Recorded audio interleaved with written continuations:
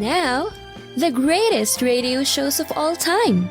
Suspense. The Shadow Node. Washington calling David Harding, counter-spy. Classic radio theater. The Great Gildersleeve. Fibber McGee and Molly. Dragnet.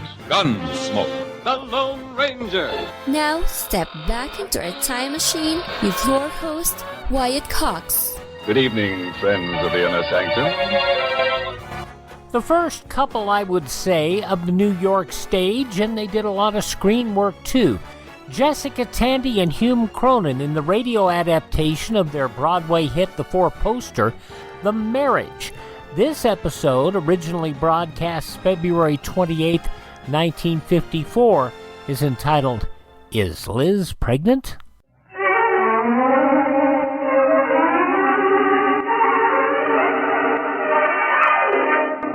Jessica-Tandy and hume-cronyn in The Marriage.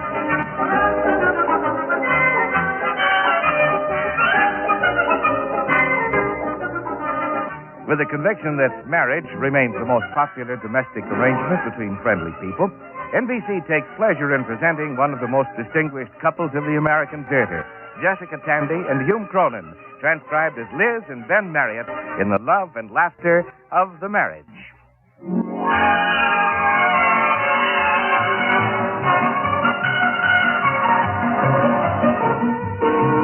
Time, Albert Einstein tells us, is relative. He arrived at this axiom mathematically by observing the structure of the atom and the nature of the universe. I reached the same conclusion by observing my 10-year-old son, Pete. It was Friday night a while back, and Emily was off to the movies. Ben came into the living room with a towel in his hand. Look at this. What happened? It's all red. Maybe Pete cut himself shaving. He was locked in there for a solid 40 minutes. It's shoe polish. This is one of 4 towels stained. Oh. Place looks like an operating room at the polyclinic. Pete! What? Come out here a minute, dear. I'm busy. He's busy. Pete! All right, I'm coming. I was practicing tying a bow tie. Pete, how about this? It glows in the dark. Want to come in the closet and try it? Hey, come back here. Look. What do you call this? Shoe polish. Ox blood. It isn't really ox blood. They just call it that. I know. I didn't think you'd slaughtered an ox in the bathtub. What were you doing, dear? Polishing my shoes. But your shoes are brown. Not anymore. Oh, no. They're sort of maroon. Very sporty. What's the idea of a shine tonight? I have to go to Charlie Harris's birthday. But that's tomorrow night for supper. Yeah, it's going to be a rotten party. Why? There'll be girls there. Oh. You go in and clean up the bathroom. Go ahead. Okay, Mom. Maroon shoes ought to go over big. Girls? What kind of girls would they have at a party of 10-year-old boys? Probably 10-year-old girls. He never shined his shoes for a party before, not without a fight. Well, he's growing up. Up to now, Pete's parties have been something like professional wrestling on television. Well, maybe it'll be more interesting with girls. Oh. Can I let him go with maroon shoes? That's an improvement. He wanted to go to the last one with a Space Patrol sweatshirt and sneakers. It's just as well if he wants to get ready himself. I'll be at the doctor's till 5 tomorrow. Something wrong? Oh, just the annual checkup.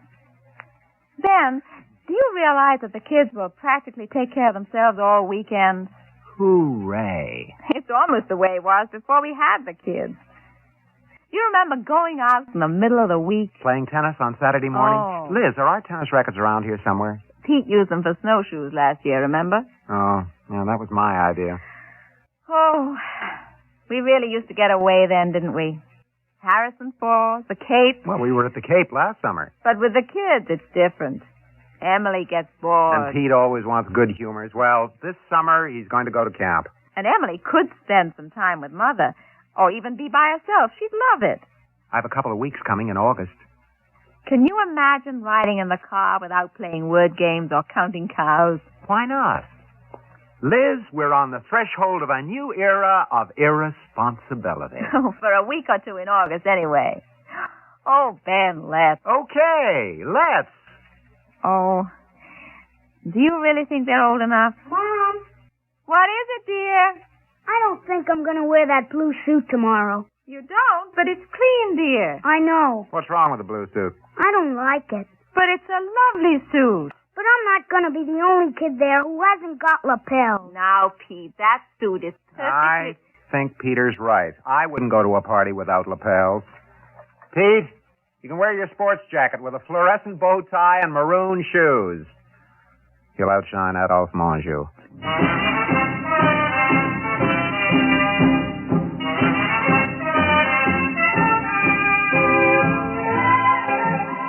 The house was quiet and empty all morning Saturday. Emily was off for the weekend with a friend, and Pete was stargazing at the planetarium with his classmate Jose. When Ben came home that evening, I was just shipping Pete off to his supper party. Hi.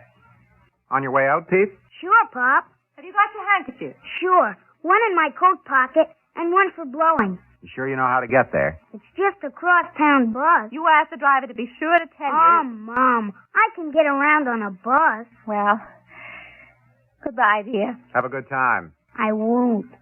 Why not? It's a birthday party. With girls. Bye, Mom. Bye, Pop. Have you got Charlie's present? Sure. Goodbye. Close the door, Liz. You know, he made me press his pants over. You look pretty nice. Who tied that bow tie? I did, after he struggled with it for 10 minutes. Listen, Liz, I had an hour to kill this afternoon, and I wrote for reservations at Harrison Falls and the Cape. Ben, come in the living room for a minute. Sure. I figured the last week in July and the first 2 in August. What's the matter, Liz? What is it? Ben, I'm pregnant. The doctor say that? He sent a test out last Monday. He had the results back from the lab. Oh. Is he sure? Oh, he took some other tests for confirmation, but he had the report right there on the first one. I see.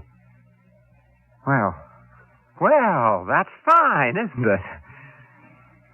Well, isn't it? Oh, Ben. Dear darling, come on. Come on, sit down. I'm all right. I'm sorry. Well. It's funny, isn't it? I mean, we were on the threshold of a new era. It is a little unexpected. I think I'll sit down. What's that about the plans of mice and men?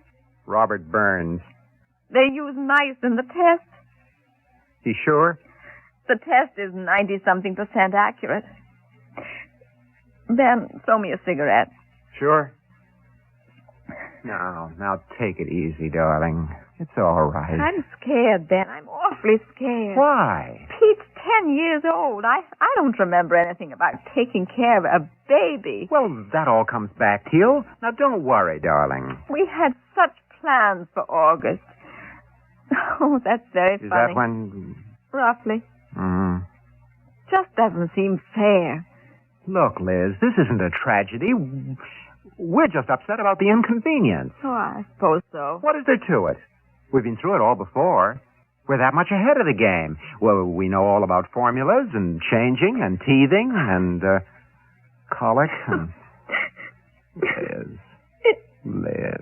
It just isn't fair to you. To me. Liz, we're a family. We'll work this thing out together. Don't worry, darling. Everything will be all right. I suppose so. Come on, Ben. Supper's ready. February 24th, 1954, Jessica Tandy, Hume-Cronyn, The Marriage, on Classic Radio Theater with Wyatt Cox. This is an urgent news alert from the International Fellowship of Christians and Jews. The war in Ukraine is a humanitarian crisis Europe has not seen since World War II. Yael Eckstein, President and CEO of the Fellowship. The Fellowship is providing food to the hungry, clothing to the naked, medicine for those who need it.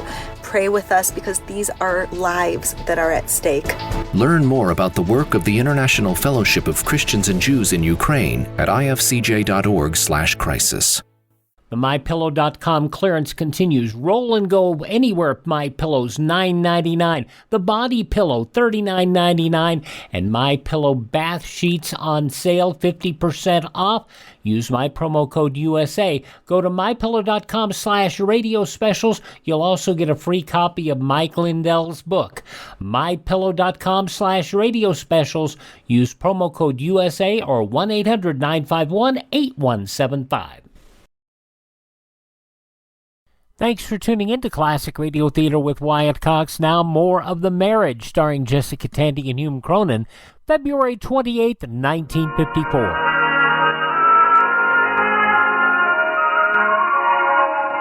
We sat through supper without mentioning it.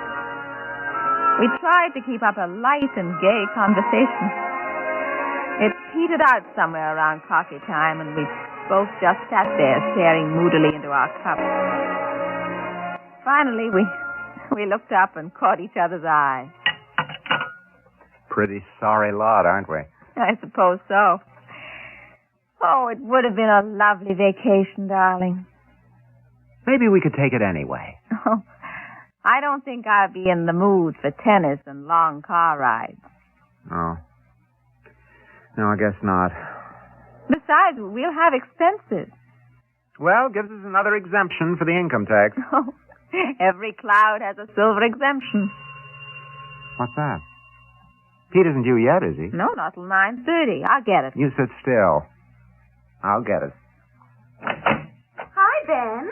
Peg. Well, this is a surprise. Didn't Liz tell you I was coming over? Oh, I clean forgot, Peg. Come on out in the kitchen. Any coffee left over? I'll fix it for you. Oh, don't bother. I'll get it. Where's Mike? Hartford. He's got a case before the circuit court.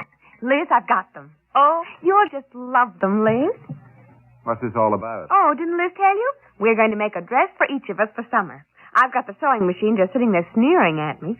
And we thought if we worked together, we'd make sure we finished before winter. Peg, I don't know if I'll have the time. I thought I might, but, something's turned up. Liz, I've got the Vogue pattern book. I picked out one that you'll go nuts over. It's sort of draped here, and then it goes into one of those arm-pier waistlines, very, very thin. What's the matter? What did I say? Nothing, Peg. It sounds like a lovely dress, but I don't think I'll feel very en-pier this summer. But everybody will be wearing it. What is it? You and Ben look like something serious happened. Nothing really, Peg. Is somebody sick, Liz? No, really. But something's wrong. Liz, is it the children? Ben, I suppose we'd better... Might as well. Well, what is it? Peg, we want you to be the first to know. What? We're expecting a little stranger.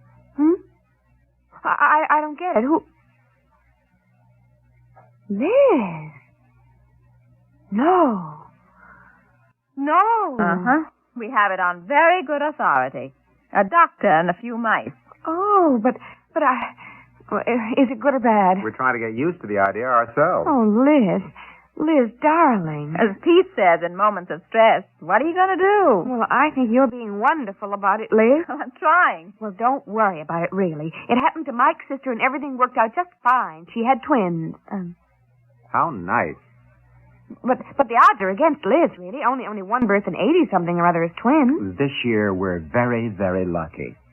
You're not kidding me or something, are you, Ben? No, we're not kidding you. So far, we're not even kidding ourselves.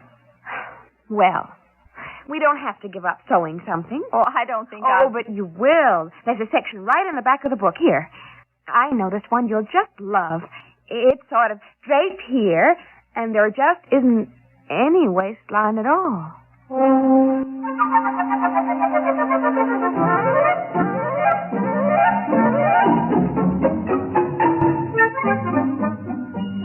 Peg stayed for about half an hour comforting me. As a matter of fact, I did like a few of the things in this section in the back of the book. At least I told myself I liked them. At 10 o'clock, Pete came home from his party and started into his room. Hey, wait a minute. You want me, Pop? How was the party, Pete? Didn't you have a good time? I guess so. They had ice cream at Claire's. What did you do? Just horsed around. You know. I'm not sure. It's been a long time since I just horsed around. Well, we played touch football with the sofa pillow. Is that all? And later we played some other game. But then we had to stop. Was it too rough? Oh, no. Charlie Harris broke the bottle. Good night. Bottle? Were they drinking? No, dear. Spinning. Oh. Pete, wait a minute. What, Mom? Well, you didn't tell us what happened. It's past my bedtime. You want me to come in later and tuck you in? Look, Mom, I'm tired. Let's not waste time. Good night.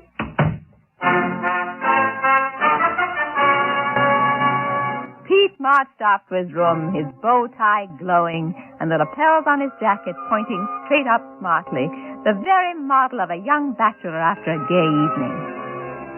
When Ben and I went to bed, I couldn't fall asleep for a while. I lay there with my eyes open and stared at the ceiling.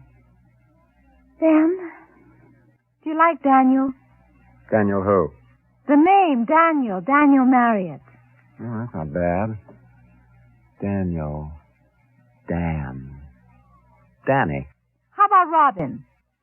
For a boy, a girl, or a bird? You don't like Robin. We're not running an aviary. Now, Ben, we were conservative for the first two, Peter and Emily. Can't we have a little color for this one? How about Nebuchadnezzar, Marriott? That's colorful as all get out. You know, it seems more like a person if you can think of it with a name. Which would you rather have, Liz? Boy or a girl? You're not supposed to have a preference. Well, as long as it's one or the other. How do you feel about it, Ben? Honestly. I don't know. No use being Pollyanna about it. No, there isn't. It's going to be quite a problem. Mm-hmm. Turn our whole lives upside down. Yeah, it will. Can't overlook that. No, you can't. How do you like Judas for a girl?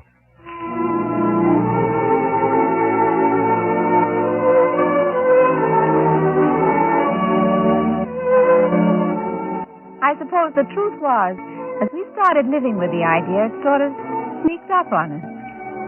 Ben and I both tried very hard to adjust to the situation, and as a little time went by, we found it was getting a little easier.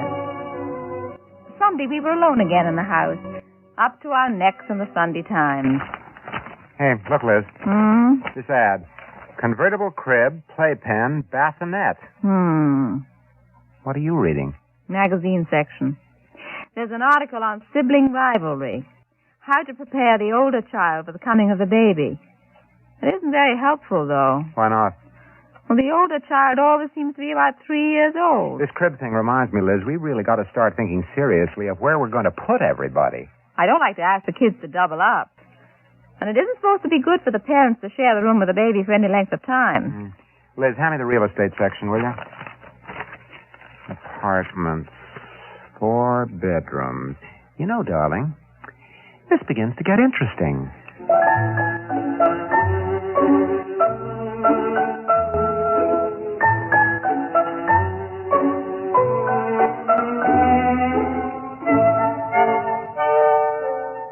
Gradually, I began to feel that this was an opportunity for me. I'd been awfully young when Emily was born. Both Ben and I had been tense and overprotective and heaven knows what else. It wasn't much better when Pete came along because there was 5-year-old Emily to handle. Everything was hectic and trial and error. With this baby, I thought I could be calm. I could enjoy him or her. Monday night, Peg Simon dropped in again. Hello, Liz, darling. Hello, Ben. Hi. Hi, Peg. Mike still in Hartford? Still, again. Well, how are things? Okay. I couldn't sleep all weekend. Something wrong? Why don't you try hot milk at bedtime? I was thinking of you. That won't work as well as hot milk. I mean, I was worrying about you. Why? Well, you know. You mean the baby? There's nothing to worry about. Happens all the time. But aren't you upset about it? We're adjusting nicely. That's too bad, Peg. You wasted a couple of nights' sleep. Oh, you mean you're resigned? Well, not exactly resigned. We decided that it wasn't such a bad idea after all. There are advantages, you know. Oh, well, of course there are. Liz, I'm so happy for you, really. If that's the way you want it. Of course it is. We were even figuring out names. Names? Oh, I love thinking up names. You can spend hours at it. How about Cheryl for a girl? Over my dead body. Heather? Mm-mm. Bonnie? Ooh. Candy? Oh, no.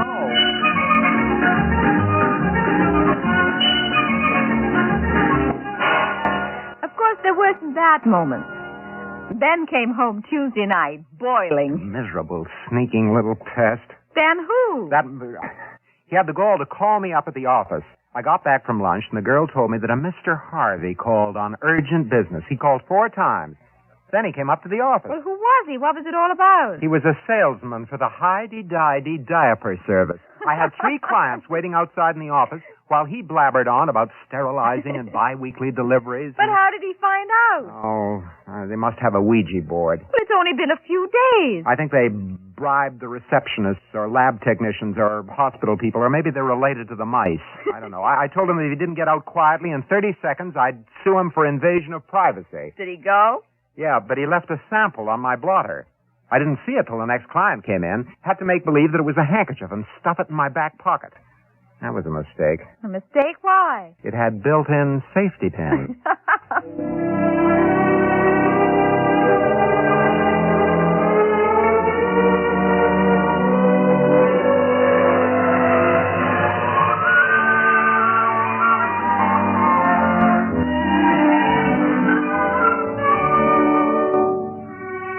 Oh, a really sweet show. February 28, 1954, Jessica-Tandy, Hume-Cronyn, and the Marriage here on Classic Radio Theater with Wyatt Cox. The conclusion comes up following these words. Are you suffering with arthritis or osteoporosis? Do you have diabetes? Did you know that these are just 2 of the hundreds of diseases that have seen improvement with Dr. Wallach's incredible longevity products? You can't get them at a health food store. The only way to get them is to call us at 800-214-0065. That's 800-214-0065. Do you have heart disease, fibromyalgia, or high blood pressure? Do you have a terrible time losing weight? Dr. Wallach can help. He was a veterinarian and cured diseases in animals. He felt that he could do the same for humans, so he became a physician. Over 50 years of research and helping people like you goes into every bottle of Dr. Wallach's amazing discoveries. Do you want to feel better? Learn how to treat the cause of your problem rather than covering up the symptoms with drugs. Call 800-214-0065.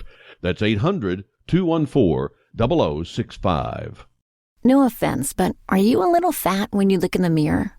How would you like to learn the secrets to lose 3 to 5 pounds a week easily, without joining the gym or going through any crazy diets? It's called Body Sculpt by Med Diet. For the last 2 decades, we've been helping people just like you that have pounds they want to shed.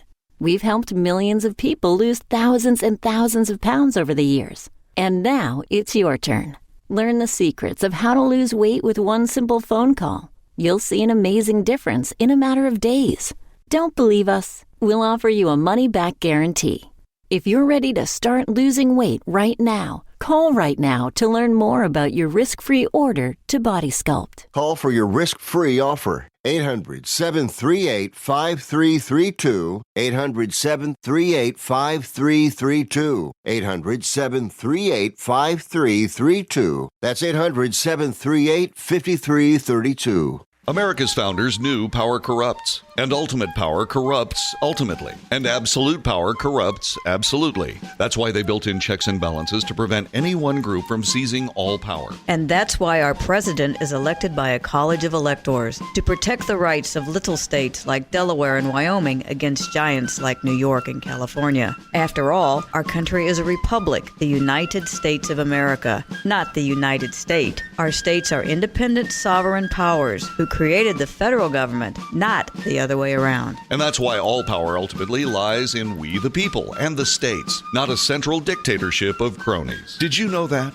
Thank God for the U.S. Constitution. Find out more how our amazing Constitution and Bill of Rights protect us, the citizens, against power-crazed politicians in Washington. Help us take back America. Go to ouramericanrights.com. Brought to you by the American Media Council.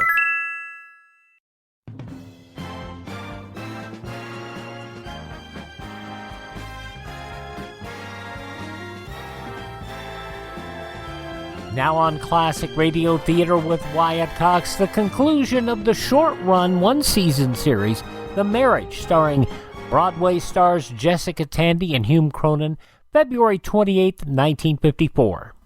Wednesday night, I had to check back at the doctor's, mostly to discuss a referral to an obstetrician. Ben was left to pry Pete away from his car models and put him to bed. I just have to glue the fenders on, Pop. The fenders will keep till morning. Come on. One fender. In bed. The bumper. Come on now, Pete. You're 20 minutes late. Oh. There.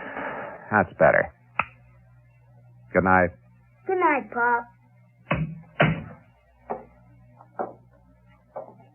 Liz, I didn't hear you come in. I didn't want to disturb Pete. I caught him in mid-fender, but he didn't make too much fuss. Ben. Tell me what happened at the doctor's. Ben, we're not going to have it. I'm not pregnant. But the test. Well, the doctor explained it. There was a false positive, something about my thyroid. But the second test came back negative. Well, he apologized. He said it happens sometimes. Is he sure this time? Absolutely. He prescribed some thyroid pills and vitamins. Ben, I'm not going to have a baby. All I've got is a vitamin deficiency.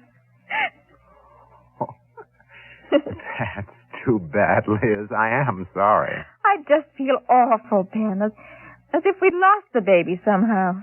I know what you mean. After I got used to it, I was sort of looking forward to it. I felt sort of proud while it lasted. Come here. Come on, sit next to me, will you, darling? I'm terribly disappointed. Isn't that funny? No. But if it never really was true, I guess it's better this way. I guess so. An infant really would be tough on the other kids. And on us. Oh, I know. But after a whole week of being an expectant mother, I feel useless. Pete's growing up so fast, and Emily's practically another adult. It would have been nice to have a baby to take care of again. Wait a minute. Pete? I want a glass of water. Oh, okay, go ahead. I thought I could get it in the kitchen. What's wrong with the bathroom? Why, I didn't think of it. I heard Mom come in. You want something, Pete? Well, no, I guess not. You better get your water and go back to bed. I guess I don't want any water after all. Then what is it? Nothing, I guess. Mom. What is it, dear? Could you bring me... What? A cookie? What is this? Pete? Would you like me to come in and say goodnight? If you want to. And tuck you in? It's all right with me. I thought it would be. Go ahead, dear. Jump into bed. I'll be right in. Okay. Good night, Pop. Good night. All right, Mother. Go ahead. I suppose they don't really grow up all at once. Mom! All right, Pete. I'll be right with you.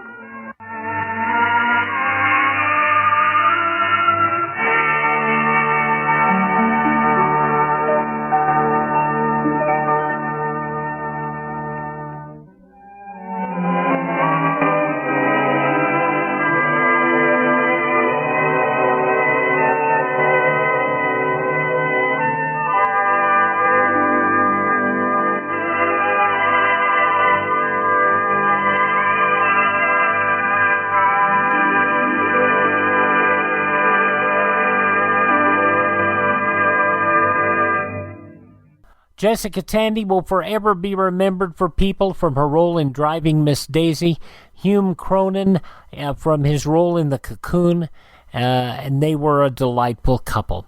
Jessica-Tandy, Hume-Cronyn, The Marriage, here on Classic Radio Theater with Wyatt Cox. Let's see, if something costs less, but people are happier with it, that sounds like something to look into, and that's MediShare. Maybe you've heard switching to MediShare to pay for healthcare can save the typical family $500 a month, and that's huge, but it's also true that people are way more satisfied after making the switch, too. The customer satisfaction rate for Medi-Share is double that of the typical health insurance plan.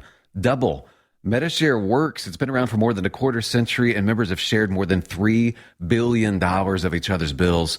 People love having telehealth and a huge nationwide PPO network. So, yeah, you can save a ton and like it better. Imagine being happy with how you're taking care of your health care. So if you're self-employed or part of the gig economy, or you just want a plan you're happy with, you can call right now and get a price within 2 minutes. A very, very smart use of 2 minutes. Here's the number you need. 833-34-BIBLE. That's 833-34-BIBLE. 833-34-BIBLE.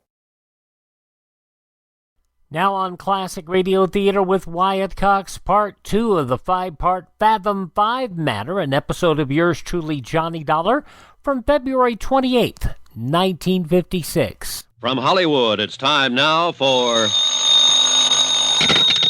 Johnny Dollar. Barney Wilson, Mr. Dollar, special deputy with the DA's office. Understand you talked to Danny Haynes. You've got a good grapevine, Mr. Wilson. Oh, tolerable. Well, what do you think? Well, I'll go about 6 to 5. He hasn't murdered anybody. Well, that's close to even money. So you're not too sure, huh? No, I'm not too sure. But then I'm not even sure yet that Markey is dead, remember? Well, maybe we can settle that question this evening. What do you mean? The salvage boys have finally got grapple lines on that boat. They figure to bring it up to the surface around 8 o'clock.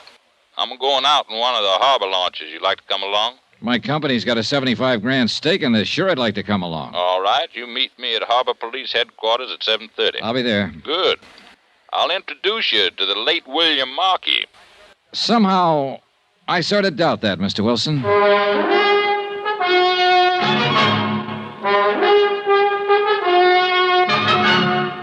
Tonight and every weekday night, Bob Bailey in the transcribed adventures of the man with the action-packed expense account, America's fabulous freelance insurance investigator. Yours truly, Johnny Dollar.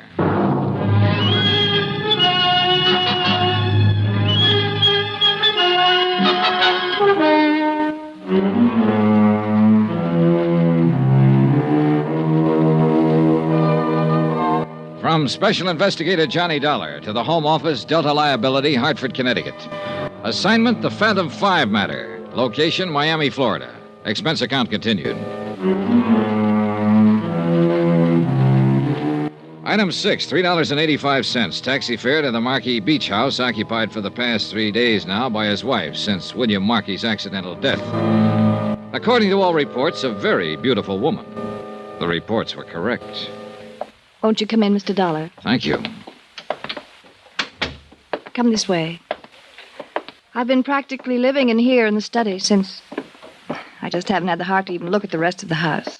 Yes, I imagine it's been quite a shock for you, Mrs. Markey. Yes, terrible. No one knows. Sit down, Mr. Dollar. Thank you.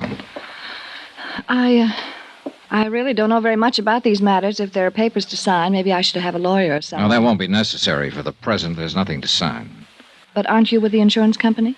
I'm working for them at the moment as a special investigator. Oh. I'm to supply them with a full report of your husband's accident. They have to have that before they can do anything about paying off the policy. Well, couldn't the police give you all that? And there's a Mr. Wilson, I think his name is, who's with the district I've attorney's talked office. to Mr. Wilson. He's cooperating in every way possible. But some of the details I have to get from you. Have you talked with Danny Haynes? Yes. Well, didn't he tell you what happened? He gave me a statement, yes. But only covering the details he actually knew about. Well, I'm sure there's nothing I can add, Mr. Dollar. I wasn't even there, as you know, of course. I know, Mrs. Markey. I'll get all of those details elsewhere. But then I don't see why you've come out here. I'd like to know a few things about your husband. Things you know better than anybody else. His actions and behavior during the last few weeks. His mental attitude. I see. You think maybe he committed suicide, is that it? I don't think anything. I'm just trying to find out. But that's what you're driving at. Suicide. It's a possibility, of course. And of course your company isn't liable, I suppose, if it's suicide. They'd still be liable, but only to the extent of $25,000 under the particular terms of the policy, not $75,000. I see. Is that all, Mr. Dollar? I don't think you do see. Look, I'm not claiming it was suicide. I have no reason to think it was. But these questions are going to be raised by the claims board when they meet to consider settlement. And they're not going to pay out any money until they have the answers. So that's why I'm here, Mrs. Markey, to get those answers ahead of time. Now, you can help or you can hinder. But I think you ought to realize that you'll be mainly hindering yourself. It was not suicide. Bill wasn't that kind. You didn't know him. I resent your implication, Mr. Dollar. He'd never do a thing like that. I said I have no reason to believe that he did. Please forgive me. I guess I'm sort of living in a state of shock. I'm not like this, really. Suspicious, belligerent. Well, sure, I understand, and I'm sorry to have to bother you this way, but there are certain questions... I know. These things have to be done. It's all right. Would you like a drink, Mr. Dollar? Not unless you're having one. Yes, I think I would like something. In that case, I'll have a scotch on the rocks, please. Oh, here, let me fix them. Thank you. Make mine the same. I guess it was the mention of suicide that set me off.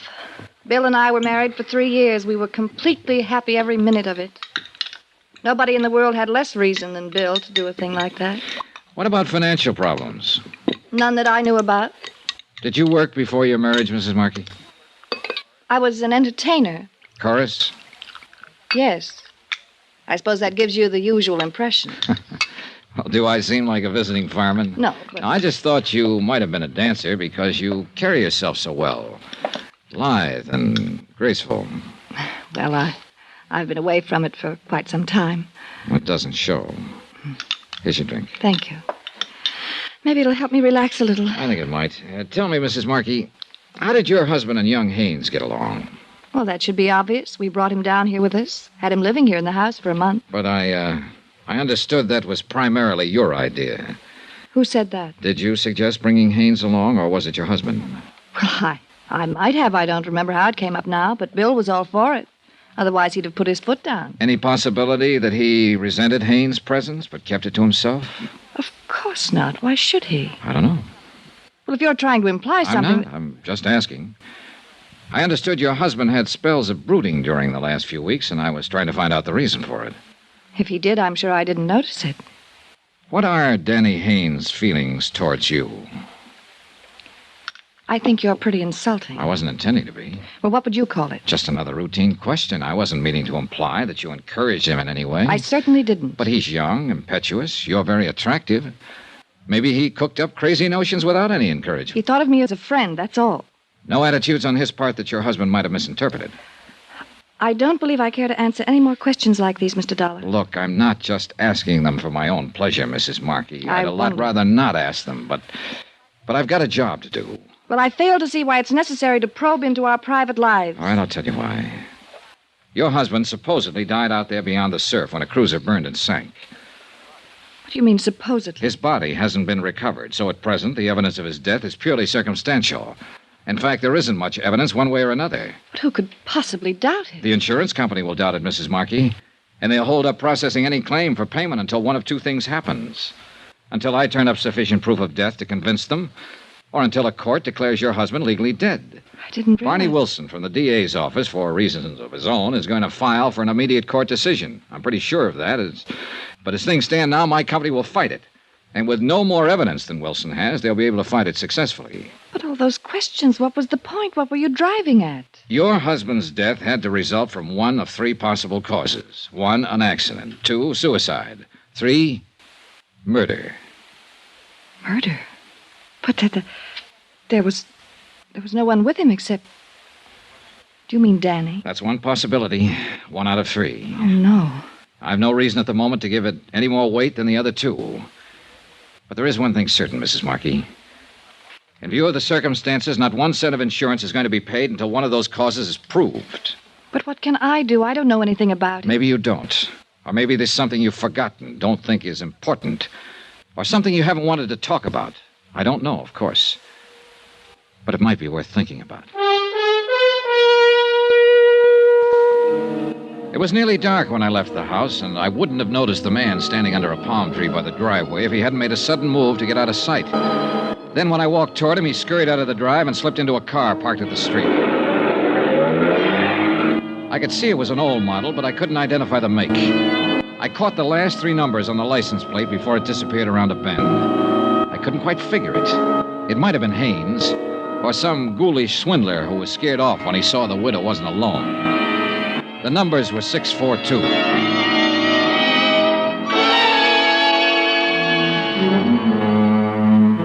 Expense account item 7, $3.75. Taxi back to my hotel. Item 8, $6.25. Dinner and incidentals there. And item 9, $1.40. Taxi again to the waterfront headquarters of the Harbor Police. 30 minutes later, I was in a police launch with Deputy Agent Barney Wilson several miles down the coast, skimming across the water toward a bright cluster of spotlights where a salvage barge was working into the night to raise the burned hulk of the charter cruiser Fathom 5. You still got your mind set the same way, Mr. Dollar? What way was that? That there hasn't been any death or any murder? Oh, come now, Mr. Wilson. You're mistaking an honest scientific skepticism for a set of mine. Well, that's very pretty, Mr. Dollar. What does it mean? Well, I haven't taken any definite position yet. But I've got to see more evidence before I'll consider proof of death to be established without a question. That means you'll file a demurrer against a declaration by the courts, huh? It's not up to me. It's up to the company. But I can tell you right now that if you petition, they'll move to block it. You have no real evidence, Mr. Wilson. I'm getting it, though, piece by piece. The sea is starting to give up its prey, Mr. Dollar. What do you mean? The boys found his shoe late this afternoon, washed up in the surf, just about where you'd expect to find it if it had been carried in by the current. Identifiable? From the same New York shop that Marky's other shoes came from. Same size, same style. Well, it's something, all right, but it's still not conclusive. What do you ask, that Marky walks up and tells you he's dead? No, I guess I'd settle for just seeing him that way. Oh, by the way, I wonder if you could have an auto license checked for me. A partial license on a used car, Florida plates. The last 3 numbers are 642. Well, it might take a while with no more than that to go on. Well, I've got an idea the car may have been purchased within the last 3 weeks or so. Maybe that'll narrow it down. You got an idea it may mean something? Look, I have no idea at all. I'm just playing the hunches. But it's about time something in this case started meaning something. We edged the launch up the side of the barge, tied up to a stanchion, and climbed on deck. The power winches on the derricks were still grinding away, and the sunken hull of the burned cruiser was nearing the surface. A crew of men waited with salvage pontoons, ready to float the supporting cradle into place as soon as the waterlogged hulk was raised. Wilson and I stood by the rail, watching, not talking, wondering, I suppose, what answers the wreck might supply us with. The taut steel cables inched their way slowly up from the depths. And finally, the boat itself broke the surface of the water. Then the men moved in with the pontoons, and other crew members dropped a suction hose into the water-filled hull and started to pump to empty it. Finally, the whole thing was high enough so we could see that the cabin and the deck were badly burned, almost destroyed. But strangely enough, the hull itself seemed to be undamaged. Then Wilson and I both noticed something at the same time, a solid column of water spouting from a round hole near the keel of the boat. And we both realized what it meant. Look, Dollar. Look there. Somebody opened the seacocks. Somebody left them wide open. So one thing is certain. It wasn't an accident. She was sunk deliberately. That's exactly what I've been trying to tell you right from the start. Huh? William Marky was murdered.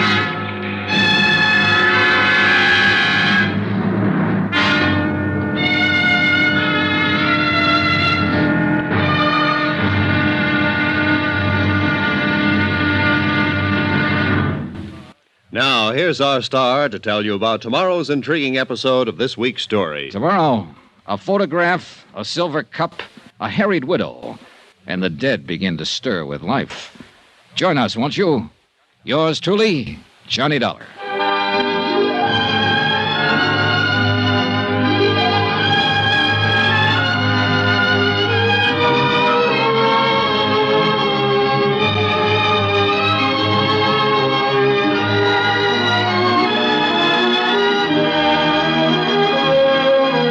Yours truly, Johnny Dollar, starring Bob Bailey, is transcribed in Hollywood.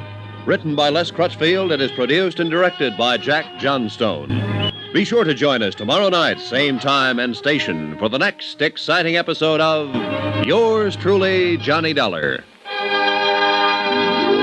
This is Roy Rowan speaking.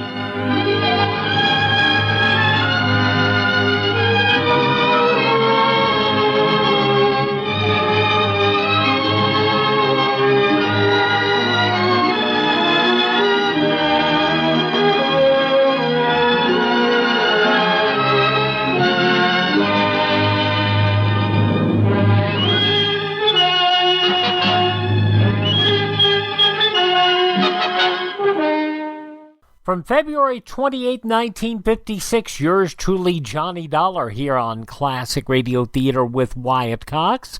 Of course, if you want to build a classic radio collection of your own and start off with yours truly, Johnny Dollar, like I did back in 1950, go contact my friend Ted at radiomemories.com. Ted has classic radio collections of all type on CD, on cassette, or on flash drive for your computer. So check it out at radiomemories.com. Also check out my website, classicradio.stream, where you can stream our shows on demand, learn more about classic radio collecting, and contact me, classicradio.stream. And our shows are always available on demand at iHeartRadio, Spotify, Spreaker, TuneIn, Apple Podcasts, Google Podcasts, or Amazon. Just search for Classic Radio Theater with Wyatt Cox. Please do me a favor. Thank this radio station. Drop them a card or a letter. They would certainly appreciate it. And support the advertisers, of course. They pay the bills. And tell all your friends the great radio shows are right here at this spot on the dial. Classic Radio Theater with Wyatt Cox, here on your favorite radio station.